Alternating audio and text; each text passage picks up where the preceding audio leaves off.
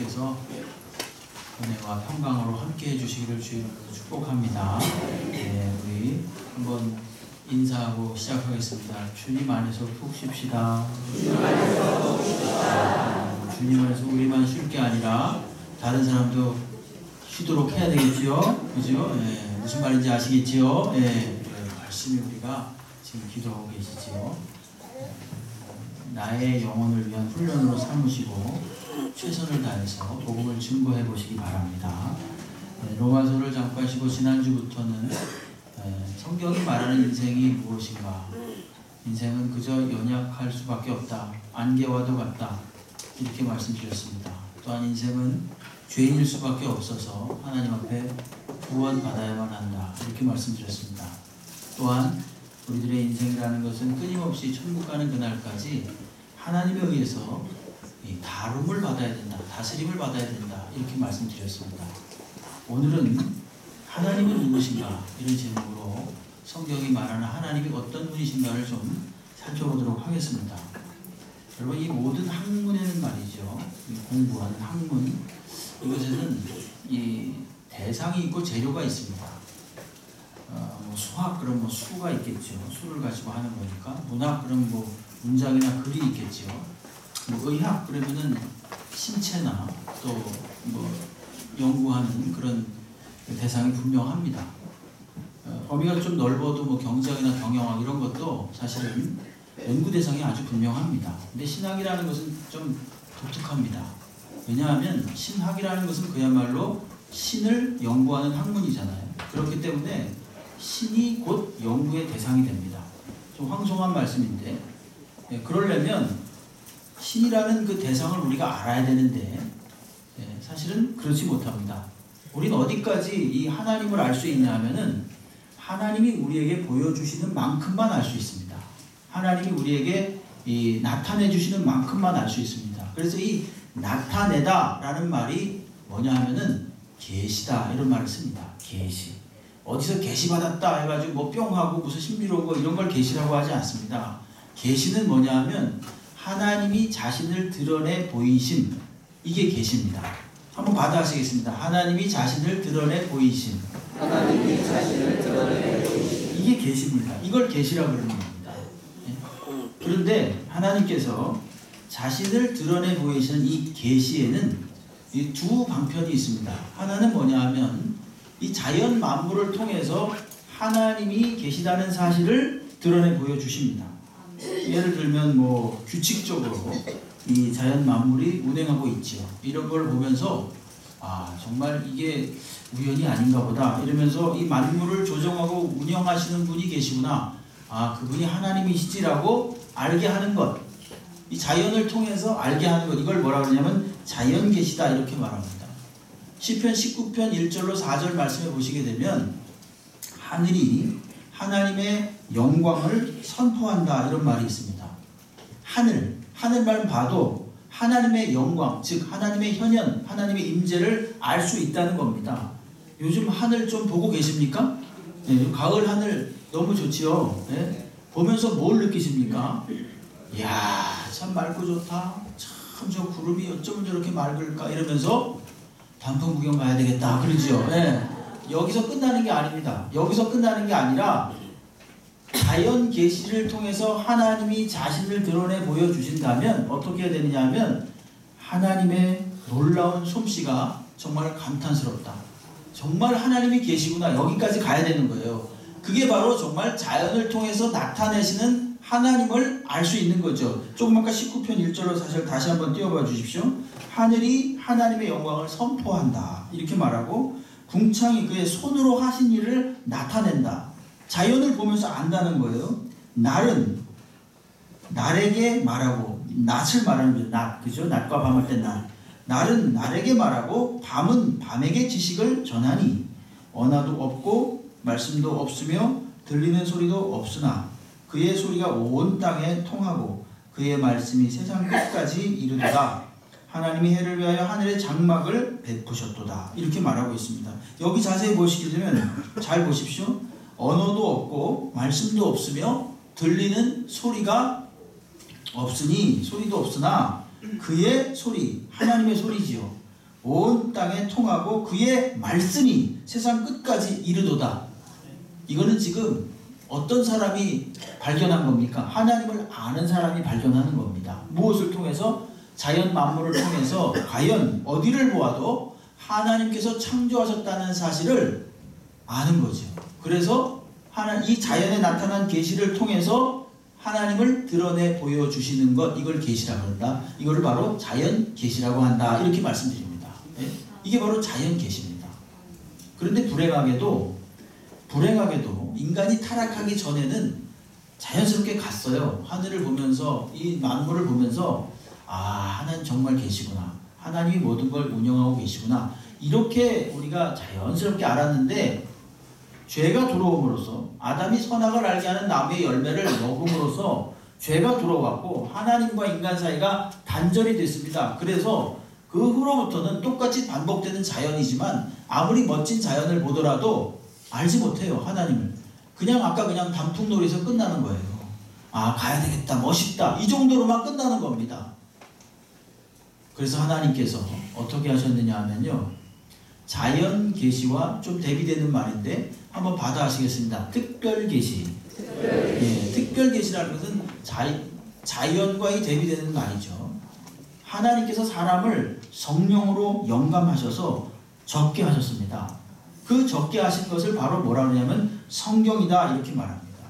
이 성경에 하나님이 어떤 분이신지, 하나님의 뜻이 무엇인지 이런 것들을 낱낱이 성경에 기록해 주셨습니다. 그래서 이것을 특별 계시다 이렇게 말할 수 있습니다.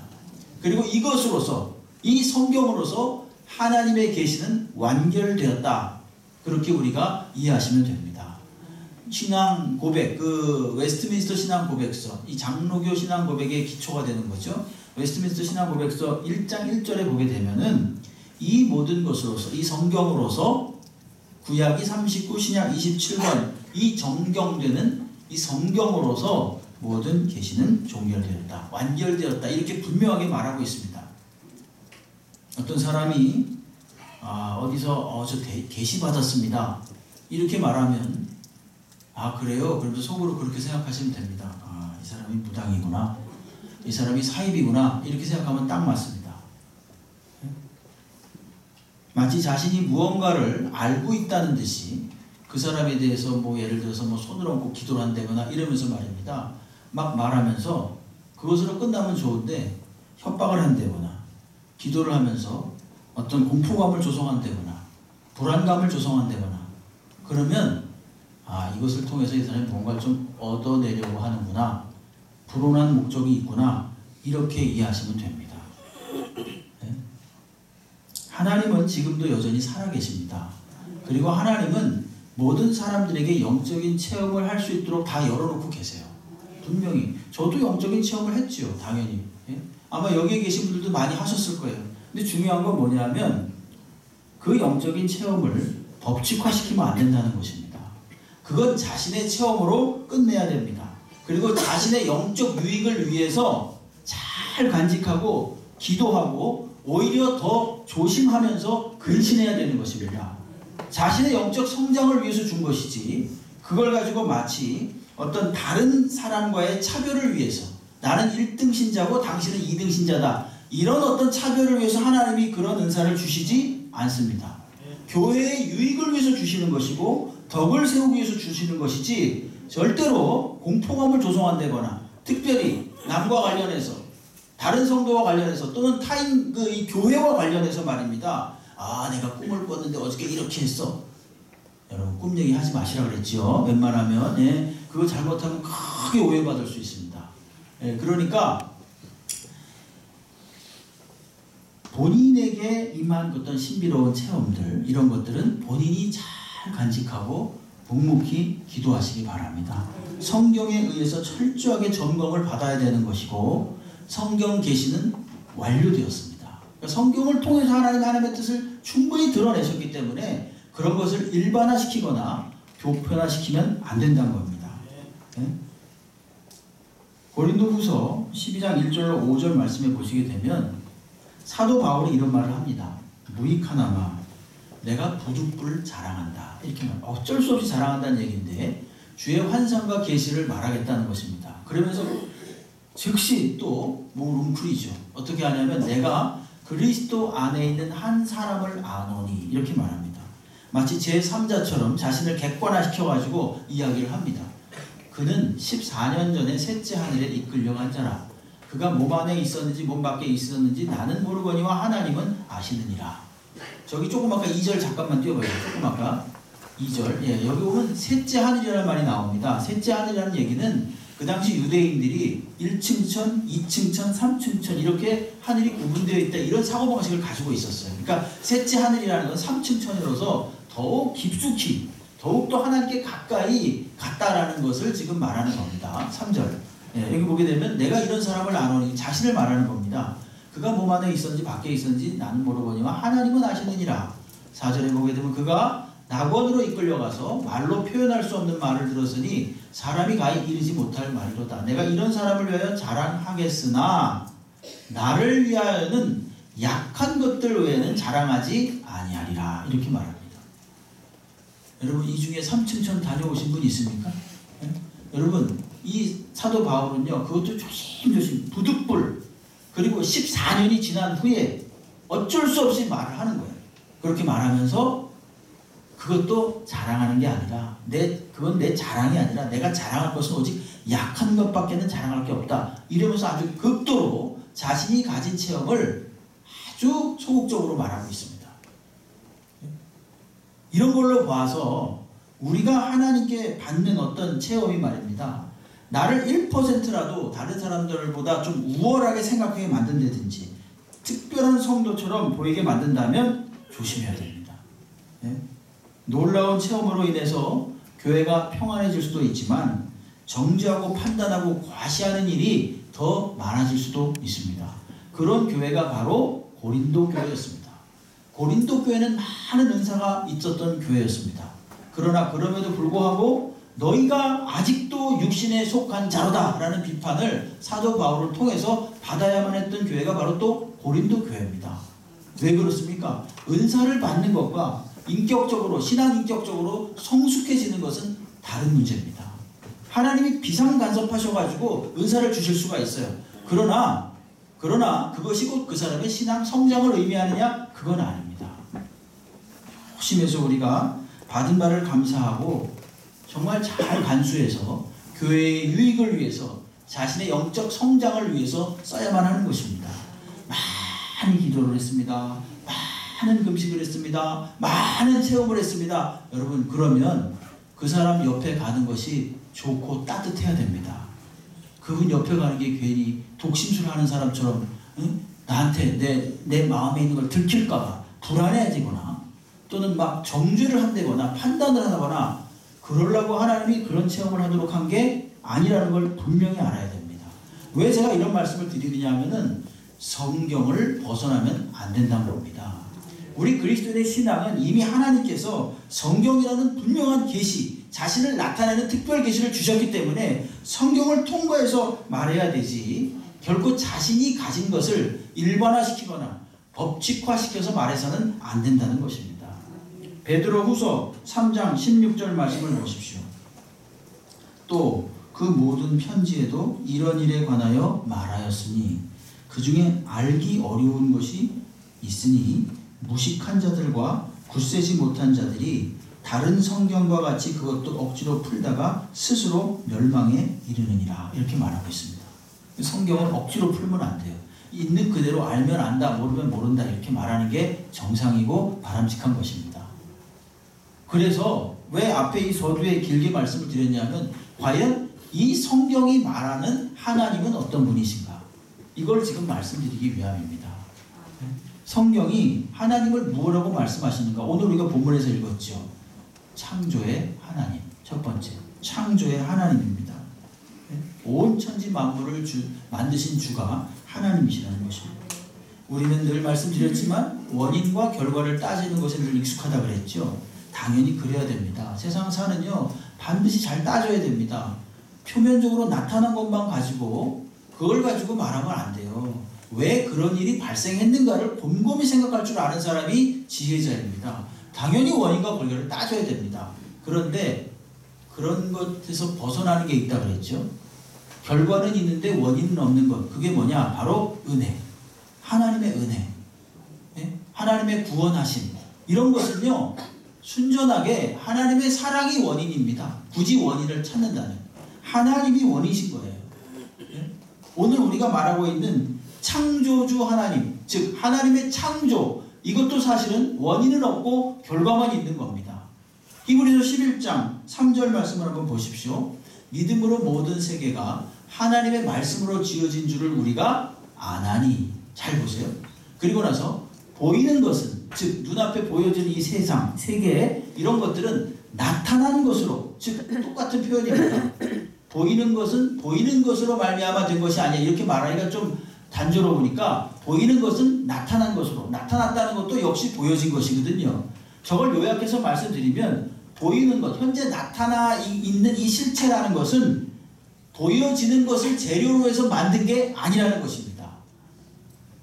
원인이 무엇인가? 그 앞에 있죠. 믿음으로 모든 세계가 하나님의 말씀으로 지어진 줄을 우리가 안다는 겁니다. 결국 원인은 무엇인가? 창조의 원인은 무엇인가? 하나님의 말씀이죠. 하나님의 말씀이 바로 이 창조의 원인입니다. 믿음으로 모든 세계가 하나님의 말씀으로 지어진 줄을 우리가 안다. 이렇게 말하고 있어요.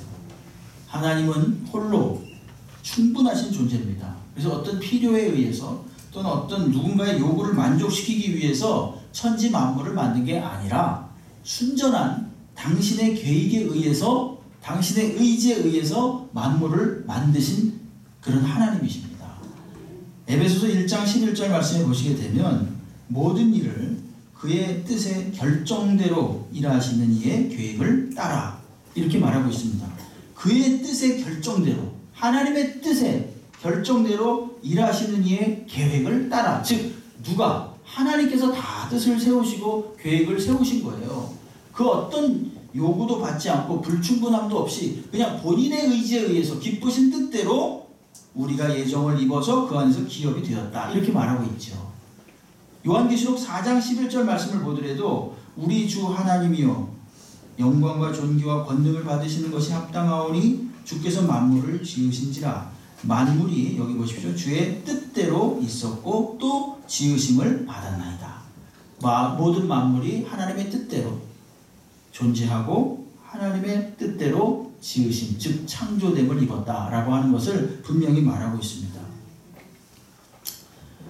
여러분, 뭔가를요 제대로 잘하고 끝까지 잘하고 발전시키기 위해서는요 뭐가 튼튼해야 되느냐면 기초가 튼튼해야 돼요. 기초가 튼튼하지 않으면 조금 가다가 무너지고 그냥 포기하고 맙니다. 우리 올해 표가 성령 안에서 기초가 든든한 교회잖아요. 여기 있는 것처럼. 기초가 든든하지 않고는요 도무지 발전이 있을 수가 없습니다. 예를 들면 뭐 행복, 어떻게 하면 행복할 수 있을까요? 많은 사람들이 그런 거를 질문하죠. 그리고 나름대로 또 여러 가지 이야기들을 많이 합니다. 근데 성경은 기초를 분명히 해야 된다 그러는데 그게 뭐냐? 창조주이신 하나님을 알 때 우리가 행복이 시작되는 거예요. 예? 하나님이 모든 만물의 근원이라는 사실을 분명히 알 때 우리가 그 원인을 하나님께로부터 찾을 수가 있다는 것입니다. 예? 똑똑하고 잘난 사람들은 말입니다. 어떻게 그렇게 단순한 걸 믿을 수 있느냐? 이렇게 말하겠지만 그렇지 않습니다. 예? 여러분, 우리가 하나님이 창조주가 되신다는 사실을 믿는 것은요 결코 무식하거나 지식이 부족한 것이 아닙니다. 하나님이 선택해 주셔서 믿게 하셨기 때문에 믿는 겁니다. 어떤 여집사님이 불신 남편을 전도를 하기 위해서 이제 늘 기도하고 준비했는데, 근데 그 남편은 그래도 그 부인을 사랑하니까 교회는 안 가더라도 예배당은 안 들어가더라도 항상 운전을 해가지고 모셔다 드려요. 모셔다 드리고 그 앞에서 기다립니다. 예?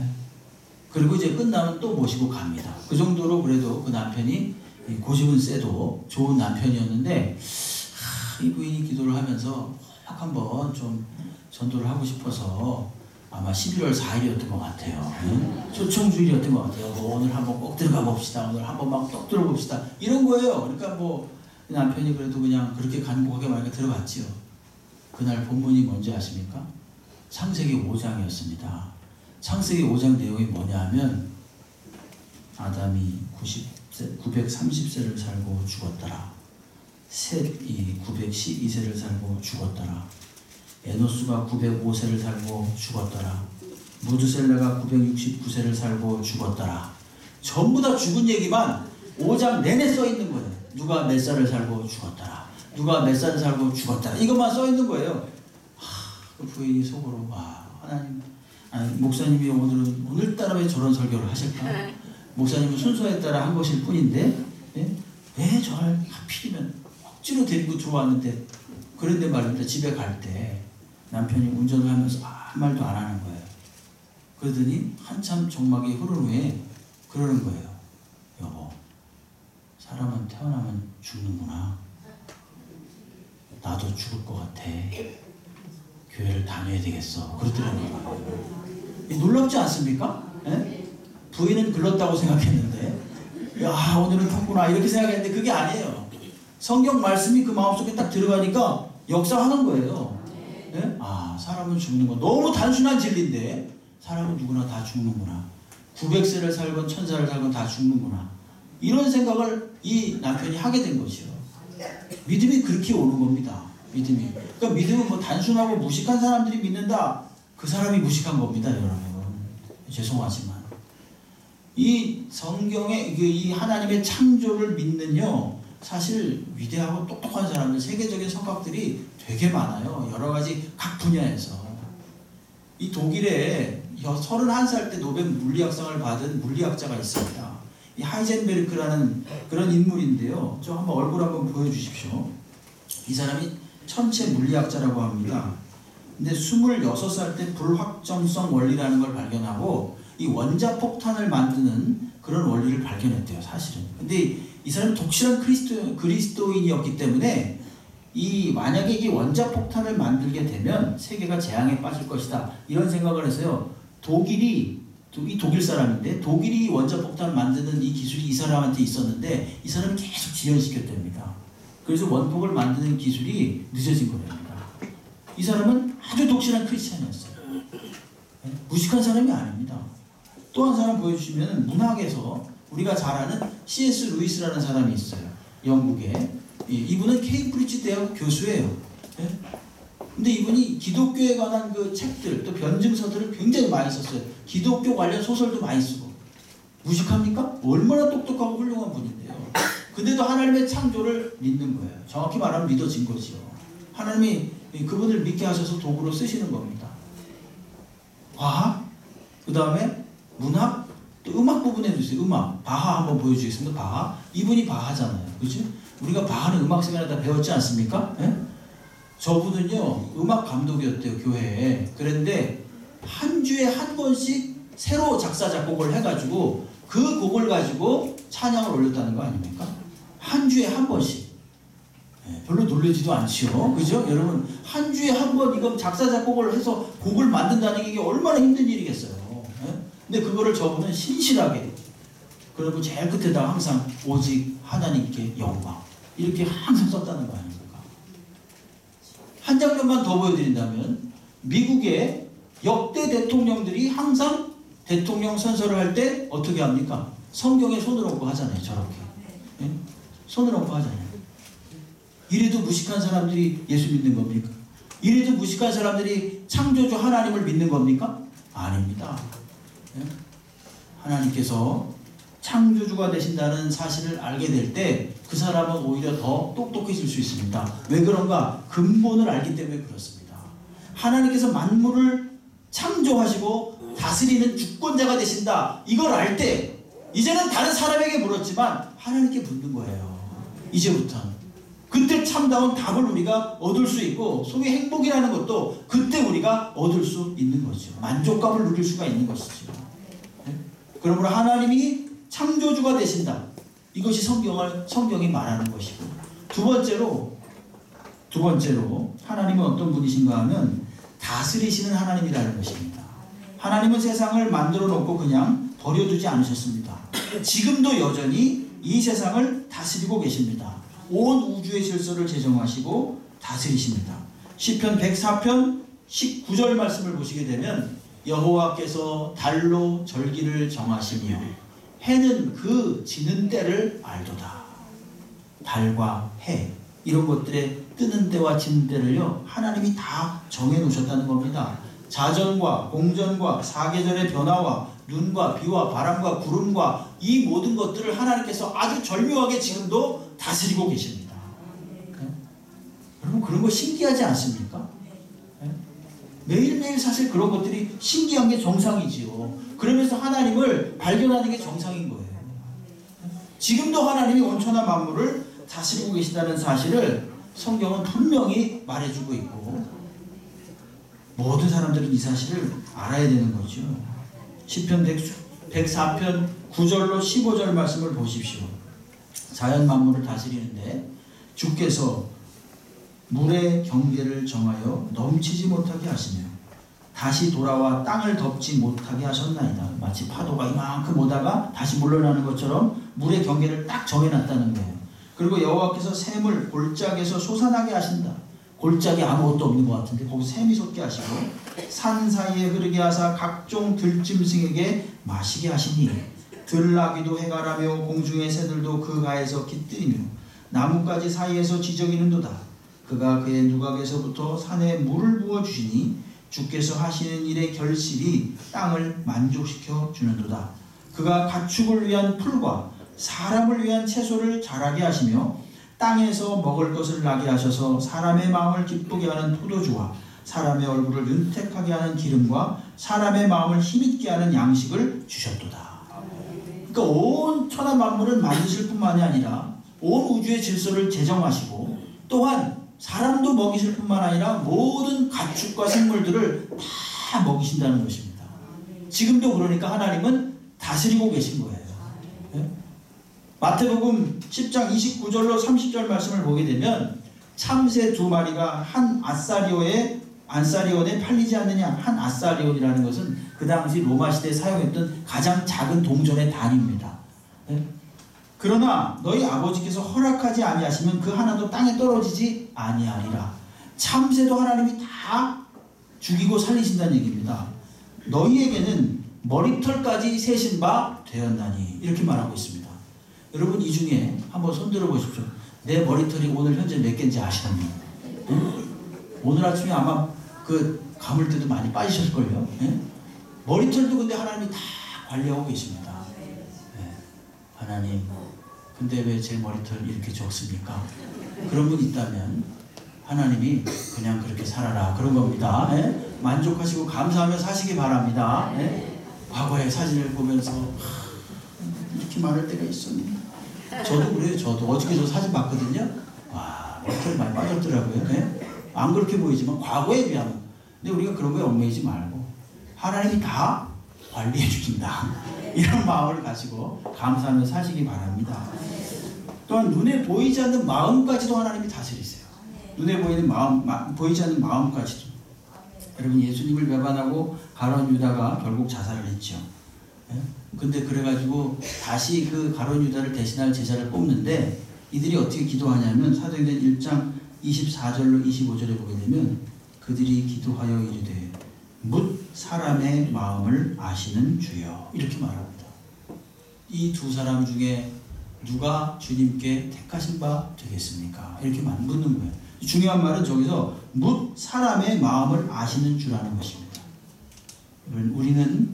우리는 내 마음도 내가 모르는 것 같지만 하나님은 우리의 마음을 다 알고 계십니다. 다른 사람의 마음 물론입니다. 하나님은 제국의 왕들의 마음도 다 하나님이 주관하셨습니다. 잠언 21장 1절에 보게 되면 왕의 마음이 여호와의 손에 있으며 마치 본물과 같아서 그가 임의로 인도하시느니라 이렇게 말합니다. 왕의 마음도 말입니다. 여호와의 손에 있는 거예요. 예를 들어서 애굽의 바로 왕 그 애굽의 바로 왕, 정말 그 에집트 제국을 통치하기 위해서 그 사람이 얼마나 훌륭한 교육을 받은 똑똑한 왕이었겠습니까? 그럼에도 불구하고 10가지 재앙을 만날 때 정말로 우리가 아는 똑똑한 사람이라면 빨리 한 가지 재앙 만났을 때 내보냈어야죠. 10가지 재앙 만날 때까지, 마지막엔 장자들이 다 죽을 때까지 끝까지 고집을 피웠다니까요. 근데 그 고집을 피운 게 누가 그렇게 고집을 피우도록 하셨느냐? 하나님이 그렇게 하셨다고 성경에 나옵니다.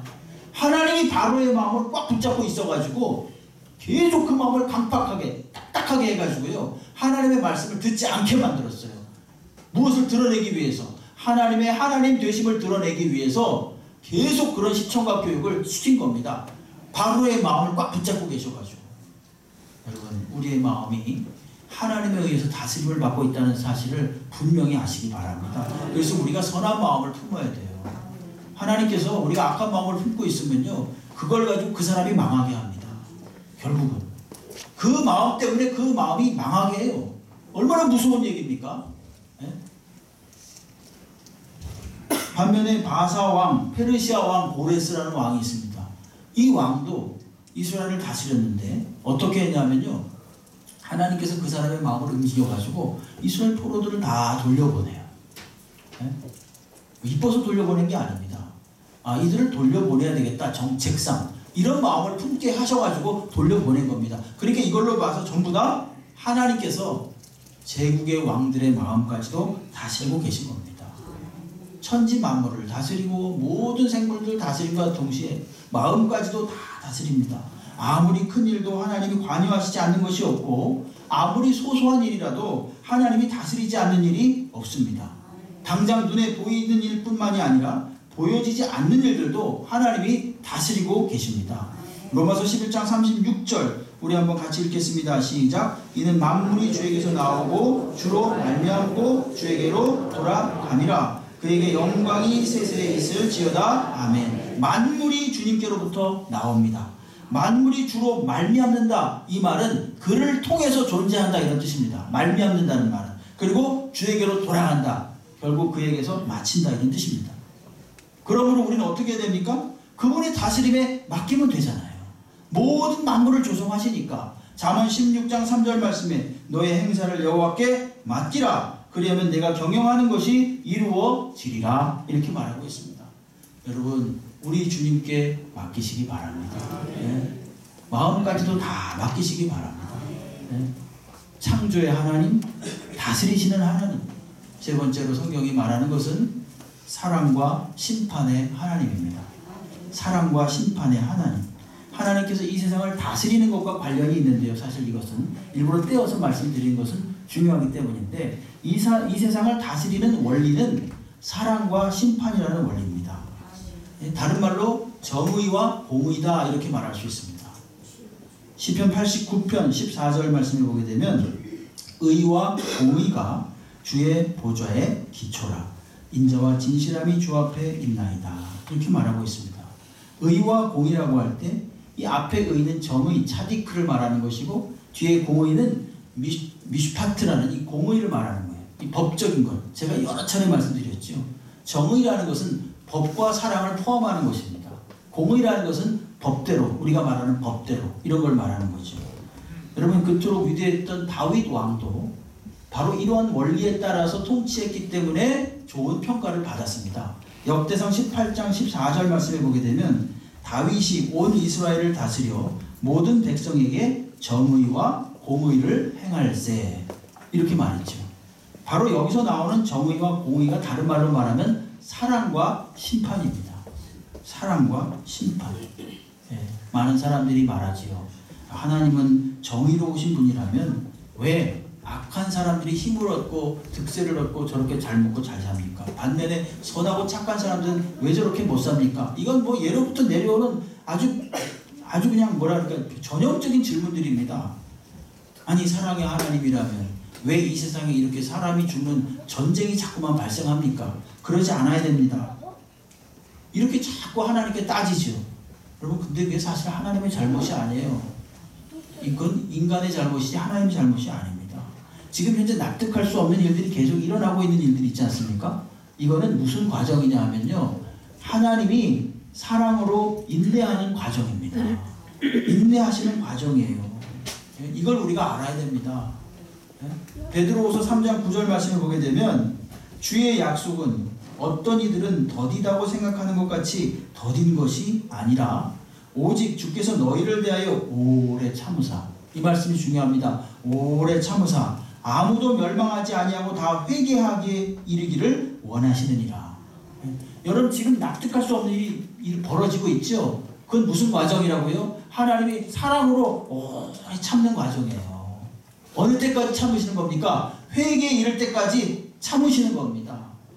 심지어 죽을 죄를 저지른 사람일지라도 하나님은 그가 죽기를 원치 않는다고 분명히 성경에 말합니다. 본심이 사랑이에요. 하나님의 본심이. 에스겔 18장 32절 보십시오. 주 여호와의 말씀이니라. 죽을 자가 죽는 것도 내가 기뻐하지 아니하노니 너희는 스스로 돌이키고 살지어다, 이렇게 말합니다. 심지어 죽을 죄를 저질렀을지라도 하나님께 회개하고 살라는 것입니다. 이게 하나님의 본심이에요. 그러니까 현재 어떤 징벌이 당장에 시행되지 않는 것, 이것은 하나님의 사랑의 또 다른 표현입니다. 하나님이 사랑을 가지고 끝까지 인내하는 거예요. 네? 끝까지 인내하는 거예요. 여러분, 예수님을 잡으려고 유다가 사람들을 데리고 왔죠. 그때 베드로가 말입니다. 칼을 가지고 대제사장의 종의 귀를 베었습니다. 그러니까 예수께서 귀를 다시 붙여주시면서 하시는 말씀이 뭡니까? 검을 가진 자는 검으로 망한다, 이 말씀도 했고, 뭐라 그랬냐면 이것까지 참으라 그랬습니다. 한번 받아 하시겠습니다. 이것까지 참으라. 누가복음 22장 51절에 나오잖아요. 이것까지 참으라. 극한 상황에 이르렀을 때 여러분 그것까지 참으시기 바랍니다. 이 극한 어떤 참음, 이 사랑, 인내의 표현이 가장 잘 된 것이 바로 그리스도의 십자가입니다. 우리 구주 예수 그리스도를 십자가에 못 박으시기까지 죄인들을 사랑하시고 그들의 죄를 대신 감당하도록 하셨습니다. 로마서 5장 8절 말씀에 보게 되면 우리가 아직 죄인 되었을 때 그리스도께서 우리를 위하여 죽으심으로 하나님께서 우리에 대한 자기의 사랑을 확증하셨느니라. 확실하게 증명해 보여주셨다, 이런 말씀이죠. 그냥 일반 역사가 중에 요세푸스라는 사람이 있습니다. 그냥 역사학자예요. 그는 그야말로 세속의 역사학자입니다. 그가 살았던 시대가 AD 37년부터 100년까지 살았던, 그러니까 예수님하고 조금 늦은 시기, 거의 비슷한 시기에 같은 세기를 살았던 역사학자입니다. 근데 그가 예수님을 기록했어요. 자기 역사책에다가 지혜자, 기적을 행하는 자, 이렇게 묘사했고, 결정적으로 본디오 빌라도에 의해서 십자가에서 극형을 받았다, 이렇게 말했습니다. 이게 일반 역사가, 세속적인 역사가에 의해서도 기록되어 있습니다. 하나님의 사랑이 십자가에서 나타났다고 하는 분명한 증거가 되는 거죠. 하나님의 통치의 원리, 다스림의 원리, 사랑입니다. 그러나 더 중요한 것은 하나님이 오래 참으시지만 영원히 참지는 않는다는 것입니다. 이게 중요합니다. 시편 96편 13절 말씀에 보게 되면 그가 임하시되 땅을 심판하러 임하실 것이니라. 그가 의로 세계를 심판하시며 그의 진실하심으로 백성을 심판하시리로다. 심판이란 말이 이 짧은 한 절에 3번이나 나옵니다. 우리는 매번 예배 때마다 산자와 죽은 자를 심판으로 오시는 예수님, 이걸 고백합니다. 여러분, 심판에는요 3가지 종류가 있습니다. 먼저는 현재적 심판이에요. 이 땅에 살아있는 동안 만약에 그가 예수 그리스도를 믿지 아니하고 하나님을 하나님으로 알아보시지 않잖아요. 그 자체가 심판입니다. 그 자체가. 왜냐? 그는 사망에 속한 삶의 사고방식을 따라가기 때문에 그래요. 죽이고 도적질하고 경쟁하고 이기고 모략하고 거짓말하고 이런 것들이 있죠. 이게 다 세상의 원리예요. 하나님은요 그냥 그대로 내버려 두시는 것 그 자체를 심판이다. 로마서 1장 24절, 26절, 28절에서 그렇게 말하고 있어요. 내버려 두시는 것 자체가 심판입니다. 이게 일차적 심판이에요. 예수 밖에 있는 자들이 현재, 그래서 누가복음 3장 9절에서 세례 요한은 뭐라 그러냐면요, 이미 도끼가 나무 뿌리에 놓여 있으니, 한번 상상해 보십시오. 도끼가 나무 뿌리에 놓여져 있습니다. 지금 열매 맺지 아니하는 자마다 찍혀 불에 던져지리라 이렇게 말합니다. 현재적 심판이에요. 만약에 지금 회개하고 돌이키지 않으면 찍어내 버리시겠다는 것입니다. 그래도 이건 희망이 있는 심판이죠. 그렇죠? 왜냐? 돌이킬 기회가 있지 않습니까? 이게 바로 현재적 심판이에요. 두 번째 심판은 어떤 심판이냐면 죽음과 동시에 결정되는 심판입니다. 히브리서 9장 27절 말씀. 한 번 죽는 것은 사람에게 정해진 것이요 그 후에는 심판이 있으리라 이렇게 말하고 있습니다. 이건 천국과 지옥으로 그냥 바로 가는 겁니다. 예? 천국과 지옥으로 가는 운명이 결정되는 심판이에요. 이건 돌이킬 수가 없어요. 일반 천주교에서 말하는 연옥교리 그런 거 없습니다. 연옥이라는 게 뭡니까? 이 땅에서 만약에 그 사람이 연옥이라는 곳에 있으면 이 땅에서 그 사람의 이름으로 뭐 착한 일을 하고 기도를 하고 뭐 선행을 많이 베풀면은 그 사람이 연옥에서 천국으로 옮겨진다? 그런 거 없습니다.